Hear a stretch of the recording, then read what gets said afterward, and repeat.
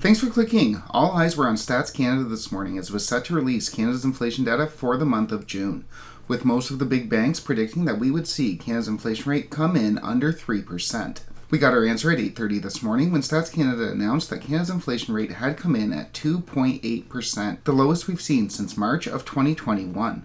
Here we go.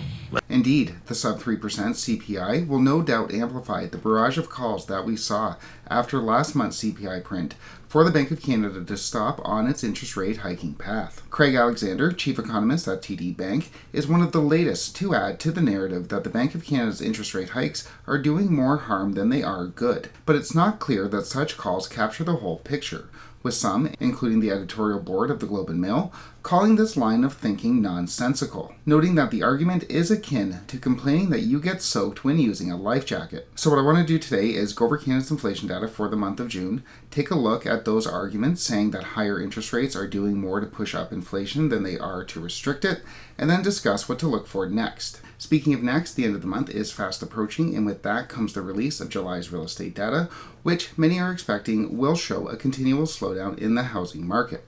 We'll obviously have an update out on that data on this channel. Click like and subscribe if you want to get those updates, but for now, let's get into this inflation data.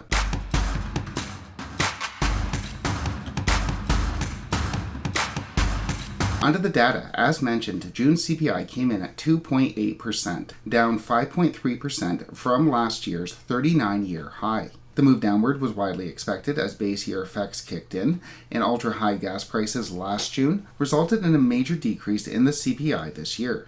Core inflation, however, the measurement which strips out more volatile items like food and gas, and the measurement which the Bank of Canada looks to when it's deciding whether or not to raise interest rates, remains sticky, showing only 0.1% decreases since this point in time last month. Extremely unfortunate and a surprise to very few, food prices continued to come in hot, with grocery prices increasing 9.1% since last year. And finally, if we take out mortgage interest costs, the CPI came in at 2%, which will undoubtedly lead to more calls for the Bank of Canada to, at minimum, pause on interest rates and maybe even reverse course. Indeed, just last week, right before the Bank of Canada raised rates, Craig Alexander of TD's chief economist, wrote an article in the Globe and Mail saying that if we exclude mortgage interest costs, the inflation rate is within the bank's target band. Alexander argues that the bank was right when it blamed inflation on supply issues, and that inflation has since fallen once those supply chains normalized, and price effects have been solved. Where the f*** are you?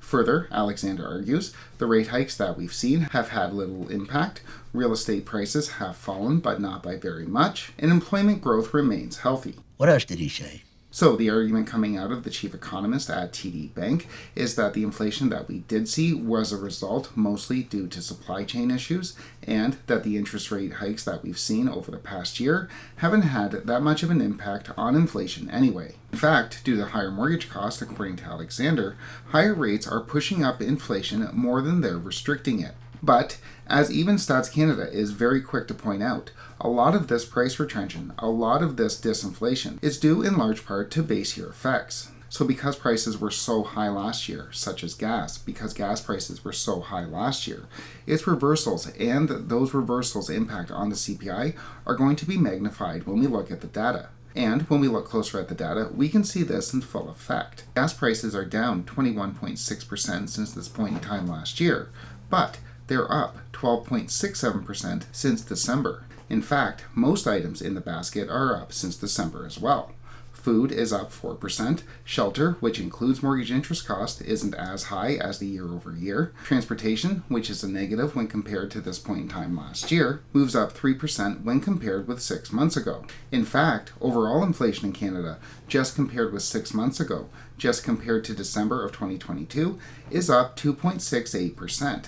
That's just in the last 6 months. If this continues, if these prices continue to move up, once these base year effects dissipate, once the base year effects from ultra-high inflation 1 year ago start to go away, then we're going to see a reemergence of the inflation data, and it's going to be little wonder why the Bank of Canada has been warning that inflation could in fact remain sticky. I act real surprised.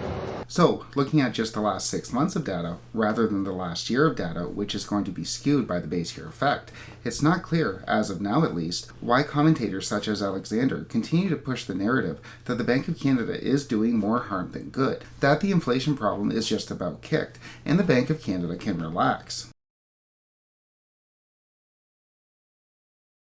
Shut up! Regardless, Canada's CPI is now sitting at 2.8%, the lowest it's been since March of 2021, back when shelter costs, which also include mortgage interest costs, were sitting at 2.36%.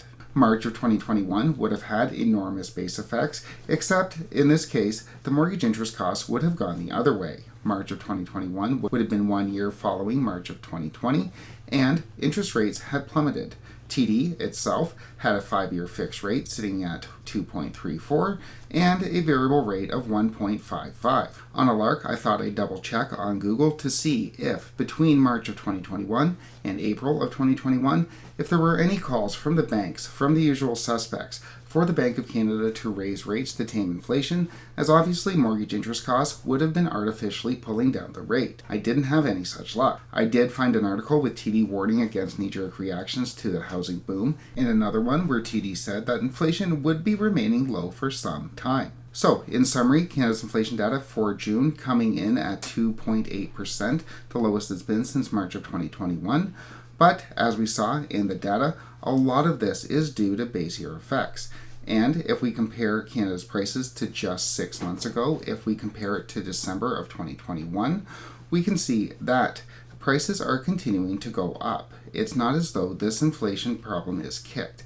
Even though mortgage interest cost is constituting a large portion of the CPI now, eventually the base year effects of June of last year onward will start to recede, and the base effects of the mortgage interest cost will also start to recede, and then we'll have a much better idea. The Bank of Canada will have a much better idea of where our price growth is heading. We'll obviously continue to monitor Canada's inflation data, Canada's inflation rate, and its economy on this channel. Make sure you click like and subscribe if you want to get those updates, but for now, thanks so much for watching.